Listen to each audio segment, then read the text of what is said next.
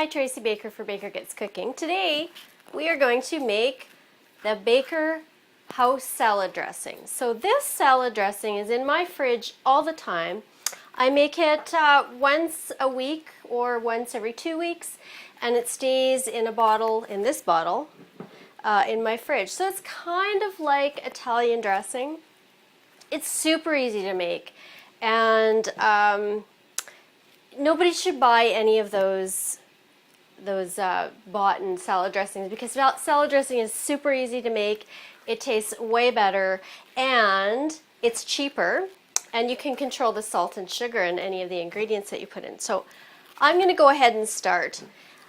I found this bottle at Superstore, I think, and it works perfectly for me. It's about just over a cup, maybe a cup and a half in volume, and I have this little stopper, which was I think it's for oil or vinegar, and it's vented. There's a little hole on the top, and this is what I make every week. I make this jar, this bottle full of salad dressing, and it stays in my fridge. So there's huge variations that you can make this dressing taste like. I'm gonna do one.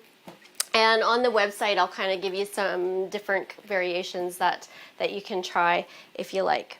So I'm going to, I have a funnel here because it's pretty narrow mouth, and I'm going to start out with all of the dry ingredients first.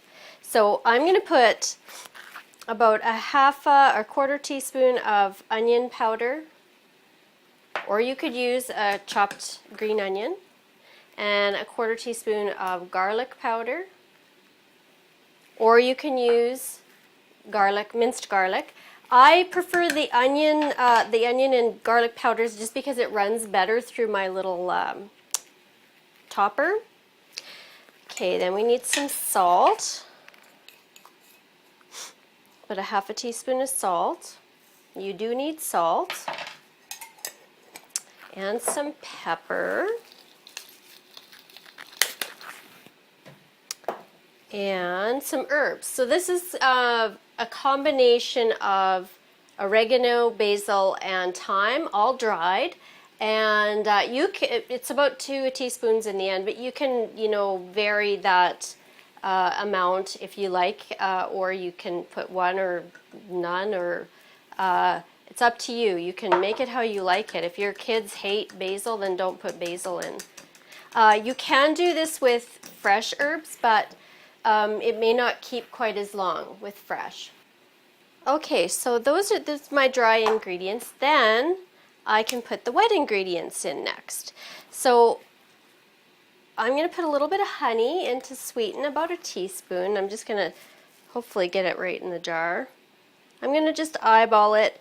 The exact measurements are on the website. You can follow that if you like. But I've made this 100 times, and I kind of know the ingredients off by heart. And then next comes the Dijon mustard. Whoops. And I'm just going to put about a teaspoon of that in.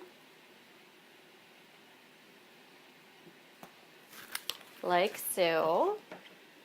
And now the oil and vinegar. So today I am using olive oil, extra virgin olive oil, and I'm using apple cider vinegar and red wine vinegar. I'm going to use a combination of the two. I like this President's Choice extra virgin olive oil. I think it's reasonably priced, and I think it's a fairly good quality olive oil, and it tastes good.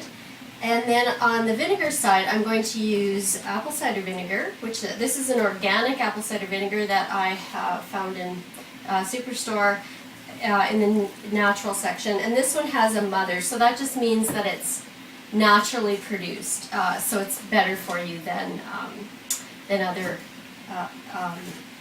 apple cider vinegars. And this is a red wine vinegar, so that's what I'm going to use today. You can vary the vinegars or the acid a lot. So you could use white wine vinegar, you could use lemon juice, and I do that, and I interchange them, and you can play with different ingredients and see what works for you. I'm going to just eyeball the volume. What you want is about 2/3 oil to 1/3 vinegar. And I don't measure this usually, I eyeball it. I will include the exact measurements on the website though, so that you can figure that out when you're first starting out. So I'm going to start out with the oil. Let me get things ready here.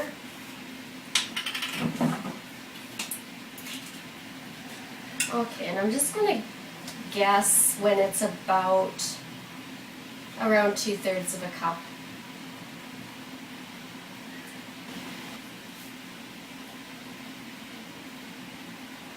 Okay, I think that's pretty close.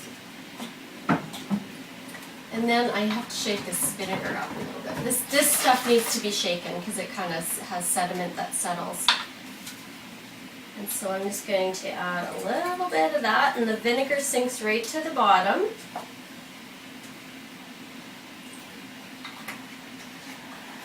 And then I'm going to eyeball to fill it up to what I think is about 1/3 of a cup. I think that's probably pretty close. Maybe a little bit more.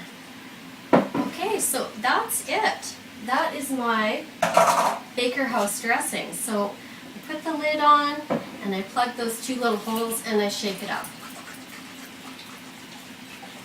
And get all that honey dissolved and the mustard distributed throughout.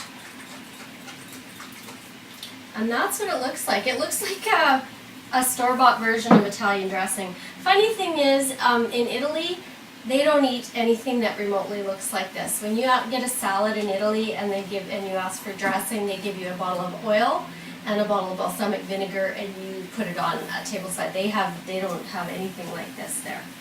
So funny that we have in North America this stuff that we call Italian dressing. I don't know where that came from. So I love to have this in my fridge because we eat salad, main dish salads, probably 3 or 4 times a week. And it's just a super healthy way to watch your carb intake and that kind of thing. So I will give you an example of what salad that we usually have for our suppers.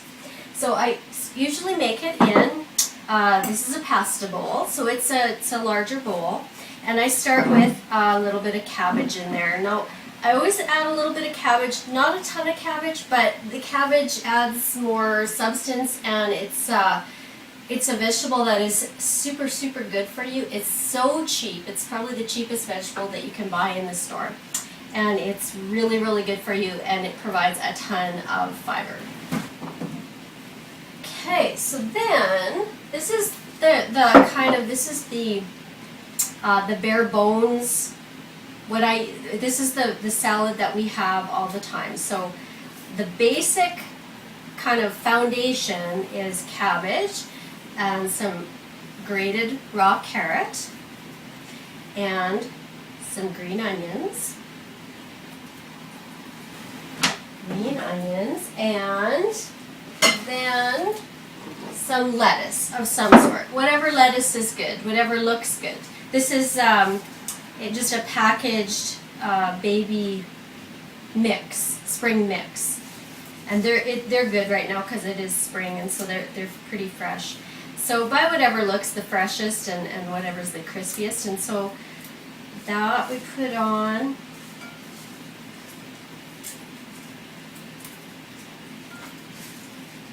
And that's the basic foundation of our main dish salad. The next ingredients that get put on vary. So I like to have some roasted beets in my fridge. Beets too, super, super cheap vegetable. They are extremely good for you, and they add a nice sweetness to the salad, and they taste great with the vinaigrette. So I just take whole beets, I scrub them with the skins on, scrub them, put them into a foil-lined baking pan. I put a bit of water in that, and I cover it, and I bake it for about an hour till they're tender. And then I let it cool till I can hold the beets. Then I put on a pair of rubber gloves, And then with a paring knife, I peel the beets. And the skin just basically kind of falls off of them. And then I slice them. So I slice them into, little triangles. And so these are cold roasted beets. And I like to have a big container in my fridge during the week so we can just add it to the salad. So there's my raw beets, or my cooked beets. Then we can add a variety of things. So I've got some ham here left over from Easter. I've got some cold cooked chicken from one of the deli roasters. Please read the ingredients on the deli roasters. Some of them have nasty ingredients like nitrates and that kind of thing. Some of them just have salt. Some of them have quite a bit of salt. So please read the ingredients and make sure that you're getting one that's quality. This one came from Sobeys. And then I have a variety of raw mixed, untoasted mixed nuts. And the nuts taste super good with the vinaigrette. So we just throw a handful of nuts on top of the salad. And that's adding to your protein source. And it keeps you full longer. So that goes on top like that. If it was summertime, I'd add some fresh herbs like dill or cilantro, anything that's fresh in my garden, for sure goes in there. And then the other thing that we like to put on, and I like to make at the beginning of the week, are hard-boiled eggs. So again, increasing your protein. Now, you could have this vegan or vegetarian, or you can add meat, whatever you like. So sometimes we'll make 3 different kind of variations of the salad, depending on what each of us want. So it's super adjustable. Again, I like to, along with the beets, I like to boil half a dozen eggs on Sunday or Monday night and have those in my fridge to eat during the week. So it's really quick to put together because you've done a lot of this prep in advance. And what else? I guess that's about it. We could also, avocado tastes really good on here. You could put cheese on here. Goat cheese tastes super good with the beets. That's a good combination, or even just some grated cheddar if you like. You could certainly do that. Or some cottage cheese even. But it's a super, super easy, economical, tasty, healthy supper to have. And this is very satisfying. We are not hungry after we eat this. It fills us up and it keeps us full. Because you have that extra protein source in there of whatever you choose to put on it, it will keep you full. So tonight, maybe we'll add all of it and have kind of like a chef's salad. So I think it's a great thing to have in my fridge. It's part of our week, every week, to have at least 3 or 4 nights a week we have this salad. And because you can vary it so greatly, you don't get sick of it. You don't get tired of having the same old thing, because it can change so quickly or so easily. You can change it up. So I hope your family loves this as much as mine. The recipe will be on the blog, on the website, and please comment and like, and we'll see you again next time.